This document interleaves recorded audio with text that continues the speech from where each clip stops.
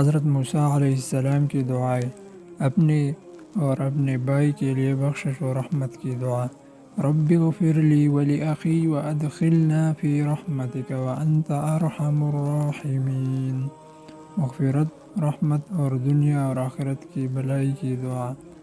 انت ولینا فاغفر لنا وارحمنا وانت خیر الغافرین۔ واکتب لنا فی هذه الدنیا حسنة وفی الآخرة انا ہدنا الیک۔ شرح صدر، کاموں میں آسانی اور زبان میں تاثیر کی دعا۔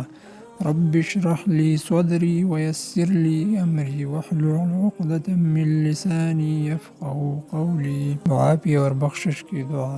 ربی انی ظلمت نفسی فاغفر لی۔ ادائی شکر اور مجرموں کا مددگار بننے سے اجتناب کی دعا۔